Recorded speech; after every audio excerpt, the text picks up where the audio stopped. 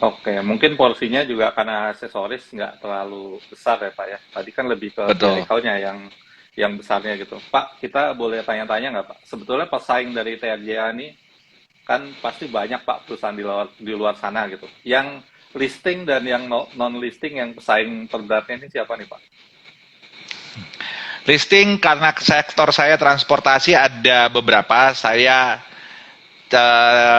tidak berani menyebutkan, tapi karena sektor transportasi, Pak Yazid bisa melihat ada beberapa yang rental juga eh, Ya, terdaftar di bursa, memiliki armada jauh lebih besar dari saya juga ada. ya, Um, Kalau untuk armada, bicara armada, perusahaan listing banyak yang lebih besar, tetapi perusahaan yang terdaftar uh, dengan armada yang ditujukan hanya untuk perusahaan pertambangan, dengan armada yang sifatnya homogen, kendaraan-kendaraan double cabin, istilah saya ya. atau istilah kami yang bermain di pertambangan itu double cabin, dengan jumlah armada kurang lebih 2.800 kendaraan, itu tidak ada, karena kan pasar kami kecil sekali Pak Yasid dibandingkan Ya, dengan perusahaan rental pada umumnya. Kalau perusahaan rental lain kan multi industri, mereka betul. mentargetkan perbankan, komunikasi, hotel. Kalau kami cuma satu tipe industri saja, jadi tidak banyak pesaing kami di situ. Walaupun Ya, barrier to entry-nya, jadi halangan untuk masuk ke dalam industrinya sebenarnya tidak ada.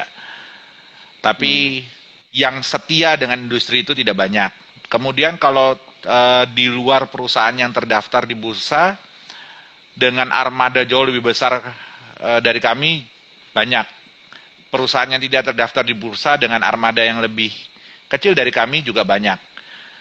ya. Nah, untuk yang selevel kami, saya harus mengatakan tidak ada. Jadi pesaing dengan level kami, baik di bursa maupun non bursa, sama sekali tidak ada. Kami cukup yakin sebagai pemain yang pemain besar di kolam kami, di industri kami yaitu industri pertambangan. Begitu, Oke, jadi Pak memang Yasid. eh, expertise-nya ini untuk kendaraan, rental kendaraan di bidang pertambangan ya Pak ya. Jadi ini udah Betul. cukup ahli gitu ya. Makanya TRJ ini berkembang ke tadi untuk hardware, radio gitu ya, dan juga untuk outsource-nya dia juga diadakan juga gitu ya. Jadi memang expertise-nya adalah eh, jasa di pertambangan ya. Oke, Betul, betul. eh, ya, kita lihat growth-nya lumayan ya Pak ya. Kalau misalnya punya 2.500 tahun ini 1.000, berarti kan apa? Growing eh, untuk equipment-nya itu juga cukup cukup tinggi gitu Pak. Pak, ada ini nggak Pak? Tadi kan saya di awal-awal kan logistik ya. Nah, ini kayak misalnya kayak alat berat Pak, untuk menyewakan alat berat, kemudian untuk jasa pertambangan. Kira-kira ada eh, tertarik nggak sih Pak dia ke arah sana gitu? Oke. Um, saya komentari dan jawab pertanyaannya Pak Yasid yang terakhir. Yang pertama, Ya, betul. Saya tadi lupa menjelaskan bahwa anak perusahaan yang kami bentuk itu untuk mendukung industri utama, untuk mendukung usaha utama. Usaha kami persewaan kendaraan, dan di dalamnya biasanya butuh walkie-talkie, butuh radio. hmm, Nah, jadi perusahaan IT saya menjual radio, dan itu juga saya perkenalkan ke customer-customer saya. Jadi berjalan paralel. Kemudian namanya menyewakan kendaraan, ada beberapa customer minta supir, driver. Jadi kami menggunakan outsourcing dulunya. Nah, daripada kami menggunakan outsourcing, akhirnya kami berpikir kenapa tidak membuat perusahaan sendiri. Akhirnya ya pada tanggal 25 Februari ketika RUPS kami kami menyodorkan kepada pemegang saham bahwa PT Transpanjaya Tbk akan membuat perusahaan outsourcing. Jadi sekali lagi statement atau pernyataan dari Pak Yasid betul bahwa ini anak perusahaan yang dibentuk adalah demi mendukung industri utamanya Transkon, yaitu transportasi ke perusahaan pertambangan. Kemudian ya, menjawab pertanyaan yang berkaitan dengan apakah kami akan masuk ke alat berat atau kontraktor pertambangan. Jujur Pak Yasid, itu merupakan industri yang padat modal dengan kemampuan yang jauh di atas kemampuan kami. Jadi untuk alat berat dibandingkan dengan mesin kendaraan, kami masih sebenarnya dimensi kendaraan kami saja yang besar, artinya lebih besar daripada unit-unit perkotaan Avanza, Xenia. Tetapi mesinnya sama, mesinnya pada dasarnya ya mesin kendaraan-kendaraan perkotaan juga. Iya. Jadi tidak terlalu berbeda ilmunya. Berbeda halnya kalau itu alat berat, ekskavator. Nah, itu atau dump truck itu benar-benar berbeda mesinnya. Itu yang belum kami kuasai. Kalau kami masuk ke situ akan membutuhkan sumber daya manusia yang berbeda. Di luar itu, untuk membeli alat-alat itu dibutuhkan modal yang luar biasa besar. Sebagai perbandingan, alat paling murah aja kurang lebih sekitar 1,2 miliar. Sedangkan kendaraan, harganya satu kendaraan 400 juta. Berarti, dengan 1,2 miliar, saya bisa memiliki 3 kendaraan. Nah, dilihat dari sudut pandang fleet atau armada, itu akan berbeda armadanya. Jadi kami lebih memilih ke sana, dan selalu saya sampaikan kepada investor atau calon-calon investornya Transcon, kalau Transcon sampai masuk ke industri alat berat atau kontraktor pertambangan, itu berarti sama saja saya akan merugikan investor. Bukan berarti saya mengatakan saat ini tidak mungkin, di kemudian hari tidak mungkin, tapi untuk saat ini, kalau saya melakukan itu, jelas saya akan merugikan investor-investornya Transcon, baik yang retail maupun yang besar. Karena ilmu berbeda, modal yang dibutuhkan juga berbeda. Dan ketika coba-coba pasti ada ongkosnya, ada biayanya. Nah, ongkos atau biaya coba-coba ini yang saya tidak mau keluarkan. Karena itu pasti akan merugikan investor dan merugikan perusahaan pada dasarnya. Jadi untuk saat ini belum.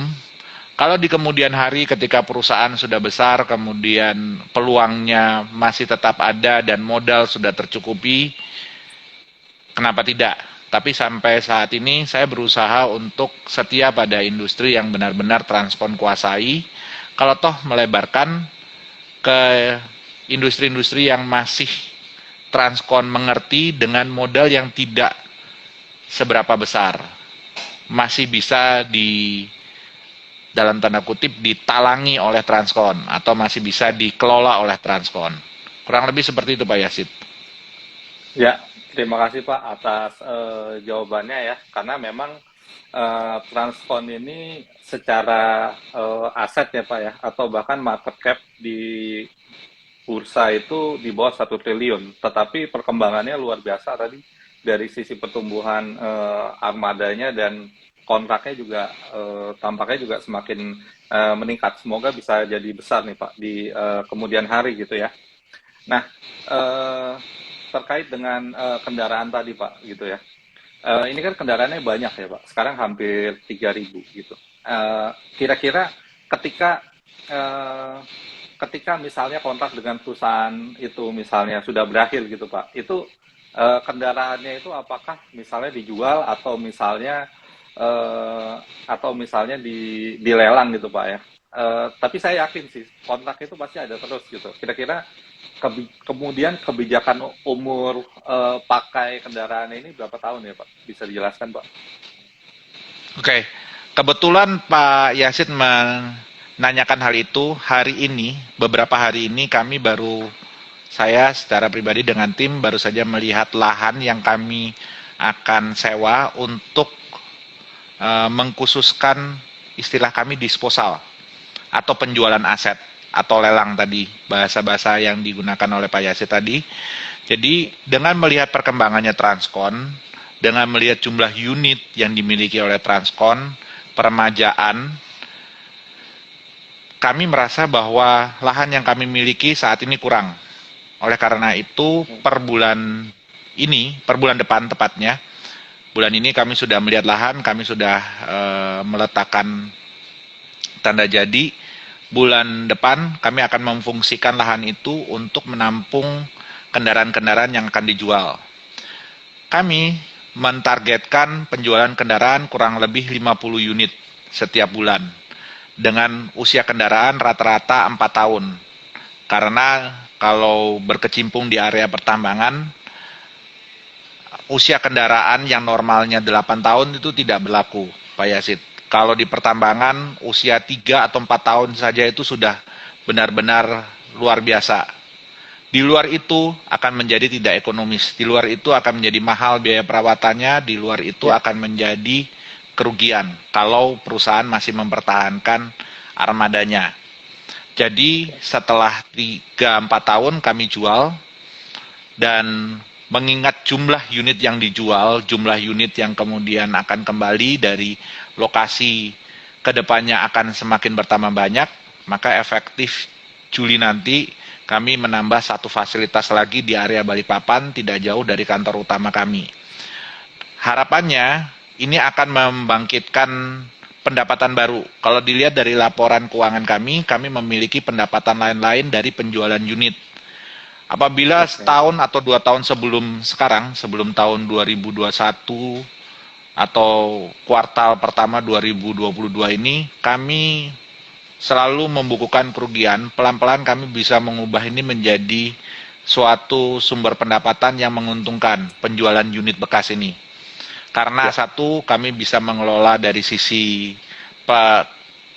perawatan kendaraan, kemudian kami juga sudah mengubah sudut pandang masa depresiasi unit, kemudian kami juga sudah mengalokasikan tim yang khusus, dan kami juga sudah mulai memasarkan, kalau dilihat dari media sosial, kemudian beberapa jaringan lokal kami aktifkan, promosi di lokal Balikpapan, Kalimantan Timur kami aktifkan, dan melihat perkembangan itu semua, kami merasa bahwa ke depan ini akan menjadi suatu sumber yang bagus, dan akan menjadi tambahan pendapatan bagi perusahaan. Mudah-mudahan itu bisa menjawab pertanyaan Pak Yasid. Ya, menarik ya Pak ya. Jadi memaksimalkan gitu ya potensi pendapatan yang ada ya dari kendaraan yang sifatnya disposal tadi ya, yang umur pakainya memang dianggap sudah maksimal gitu ya.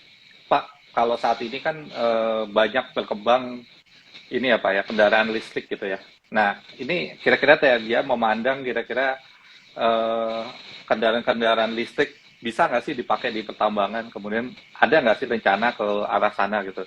Yang saya ketahui di Amerika Serikat itu ada merek namanya Rivian, Pak, dan sudah diuji coba di tambang itu oke, tapi memang belum dijual gitu unitnya gitu ya. Kira-kira untuk ke depan apakah itu memungkinkan gitu, Pak? Ya, Pak Yasid. Memungkinkan. Kalau Pak Yasid lihat di pemberitaan tahun lalu, kami sempat melirik mobil listrik.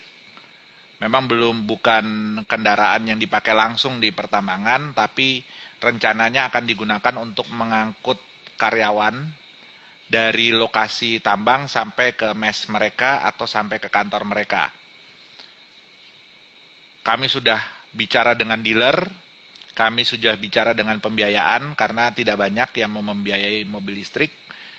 Kemudian kami sudah bicara dengan usernya karena permintaan untuk mobil listrik bukan datang dari kami menyarankan kepada customer, tetapi dari customer meminta kepada Transcon. Tetapi kami mengalami permasalahan dari sisi harga. Ketika harganya dihitung-hitung cukup mahal. Dan itu yang tidak cocok di customer, karena bagaimanapun juga pertambangan di tahun 2015 sempat dihantam dengan krisis komoditas yang cukup dahsyat, harga komoditas yang turun, mereka belajar istilah efisiensi. Betul, jadi semua biaya dipertimbangkan, dan biaya kendaraan atau biaya sewa atau biaya transportasi itu salah satu biaya yang harus mereka tekan. Nah, itu tidak berjalan seiring dengan perkembangan biaya sewa mobil listrik. Jadi ketika dihitung harganya terlalu mahal. Karena Masih mahal ya, Pak? kalau betul, kalau kendaraan 4x4 atau kendaraan berenergi fosil, diesel atau bensin, masih gampang melemparnya pada saat sudah menjadi mobil bekas. Tapi kalau kendaraan listrik kan masih tanda tanya, pasarnya seperti apa. Nah, itu yang kemudian menjadi pertimbangan dari kami, kemudian pertimbangan juga dari customer. Dan itu mengakibatkan harga sewanya yang kami tawarkan menjadi cukup tinggi dan tidak menjadi pilihan bagi customer untuk menggantikan kendaraan energi fosil yang saat ini. Jadi singkat kata kami sudah siap, tapi dengan pertimbangan bisnis akhirnya customer memilih untuk tidak menerima tawaran itu, gitu. Jadi belum Ya. belum Hmm. belum visible lah, belum Dulu. belum bisa diterima. Mungkin kedepannya, tapi untuk saat ini belum bisa diterima dan alasannya sederhana karena memang harga dan pasar eh, sesudah kontrak selesai Operasi itu ya. masih menjadi tanda tanya, betul. Ya, jadi belum visible ini. Ya, ini memang sekarang itu harga mobil listrik masih mahal ya Pak. Semoga kedepannya ini menjadi murah dan juga menjadi jelas gitu ya terkait dengan teknologinya ketika sudah masa pakai selesai itu bisa dijual dan menjadi others income buat perusahaan juga gitu ya. Nah, Betul. tetapi memang kendaraan listrik ini manfaatnya cukup banyak ya. Mungkin bagi penyewa biaya untuk bensin atau untuk sumber energinya itu mungkin bisa ditekan gitu ya. Kemudian ramah lingkungan juga ya. Nah, kita doakan supaya lebih maju lagi lah ya. Oke, Pak, kita mau tanya Pak. Oh ya, buat teman-teman kalau mau bertanya tentang TNGA ya, mau bertanya tentang proyek-proyeknya, kemudian laporan keuangannya atau apapun itu, silakan ya. Kami buka kesempatan buat teman-teman untuk bertanya di kolom question box ya. Nanti akan saya tanyakan. Ini udah ada beberapa yang bertanya. Silakan buat teman-teman ya. Mau nanya apa aja silakan. Mumpung ada ini nih, ada bapaknya di sini gitu. Oke Pak, kita lanjut diskusi kita Pak Alex ya. Pak Alex terkait dengan industri transportasi di dalam negeri, terutama di site nih, di pertambangan gitu. Itu seberapa vital sih Pak peranan eh, daripada kendaraan penyewaan khususnya untuk pertambangan ini gitu ya? Apakah sangat dibutuhkan dan kedepannya itu apakah mereka masih tetap akan menyewa atau justru misalnya menyewa tuh lebih efisien gitu ya daripada mereka mengadakan sendiri gitu ya. Apakah masih tetap prospektif gitu ya rental kendaraan untuk pertambangan ini untuk kedepannya gitu ya. Dan secara nasional seperti apa Pak? Misalnya growth-nya masih cukup besar dan lain-lain gitu. Oke. Kalau bicara seberapa besar pengaruh kendaraan pada perusahaan pertambangan atau industri pertambangan, kami bukan alat berat, tetapi Iya, dibutuhkan kendaraan kami untuk menuju ke lapangan. Karena alat berat tidak mungkin berjalan tanpa orang. Sedangkan betul. orang menuju ke lokasi menggunakan kendaraan kami, bukan menggunakan alat Oke. berat. Jadi Ya, tingkat vitalitasnya kami katakanlah nomor 2 atau mungkin nomor 1. Karena ketika orang tidak bisa berangkat, ya. tidak mungkin orangnya jalan ke lokasi karena jaraknya cukup jauh. Iya, iya. Dan Jadi berbahaya ya. dibutuhkan kendaraan dan berbahaya. Kendaraan di pertambangan kan besar-besar. Di luar kendaraan kami semua kendaraannya sebesar rumah, sebesar gudang. Jadi kalau berjalan di lokasi pertambangan itu tingkat bahayanya cukup tinggi.